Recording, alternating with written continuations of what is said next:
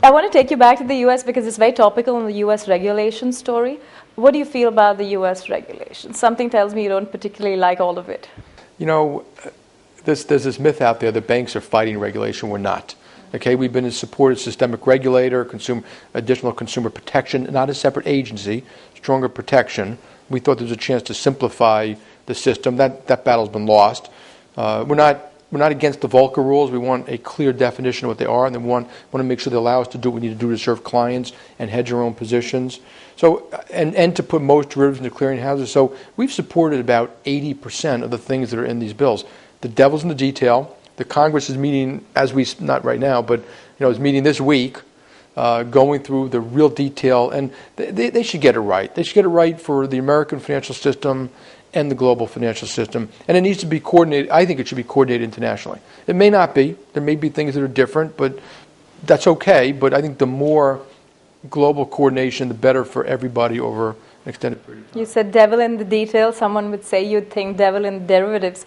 But I should ask you this because the U.S. media has sort of been putting out a lot of criticism. And I want to know, how would you respond to your critics who believe that, these regulations could then end up making J.P. Morgan, so far a hero coming out of this crisis, as the one who could be hit because of the regulations more than some of the other banks. How do you respond to those critics? I don't think that's really true. So first of all, derivatives, there's this hysteria about derivatives. Derivatives are regulated. We hold capital against them. For the major dealers, they didn't cause a problem. They did not cause this crisis. They were a contributor to this crisis. Okay, so and we've always believed they should go into clearinghouses. I don't think any of these legislation was aimed at J.P. Morgan. I just think we're a big company. It hits us in a lot of different areas, and right now we're trying to figure out what it means, and we need to adjust to it. Obviously, we're going to follow the laws of the land, but I also think coming out of it, there'll be great opportunities. If it hits our income 5%, 10%, well, that's life. We're big boys. We're going to brush it off, and we're going to move on. So you're prepared, and you're factoring that in? Always prepared, yeah. You always wanted to be a banker? No. Yeah? And what did you want to be then? I don't remember what I wanted. I always wanted to go into business. I always loved financial services because I think they're kind of fast-paced, and when you wake up and read the paper every morning, you need to know a little bit of everything. But I never really envisioned myself being a global banker of any sort. But I'm here. Is banker a good word once again? I don't think it's a good word yet, anywhere around the world. But I have a job to do for J.P. Morgan Chase and the clients. I think one of the things when bankers have been vilified, I think what I would say is that in some ways parts of what went on around the world deserved it. So I've never denied that. But not all banks were the same. Not all were reckless. Not all imprudent. And we stood by our clients every step of the way, with loans, support. We lent money to California, no one would. We lent money to banks in Europe when no one would. We try to do our job. And if you ask our clients, well, actually, they're mostly happy with us.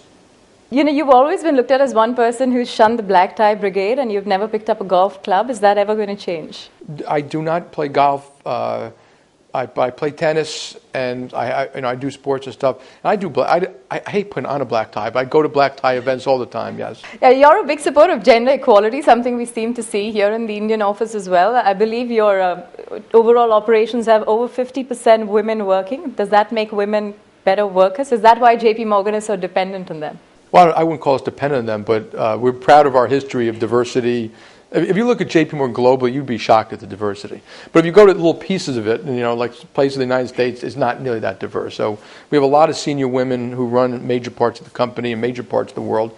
And I think if you're going to pick a team of people, and I get to pick from everybody, I'm going to pick the best team. So I get to choose. And as you know, women are talented, smart, tough, and as good as men. Last question. Is there anything about your professional banking life that you'd like to change if you got another chance to fix it? Well, listen, someone in my position, I've made so many mistakes, it's hard to honestly answer that question. I would like to get back to the point where banks aren't blamed for everything, and we get all this reg behind us, and we help grow. We help do what we're supposed to, help our clients with their financial affairs, help them grow and expand and create jobs. And so I want to get back to that as soon as possible. You're being optimistic and not realistic. That's the way I am. I wake up every day and do the best I can. Okay. That's all I do. On that note, thank you so much. Thank you. Really appreciate it. Thanks. Pleasure's mine.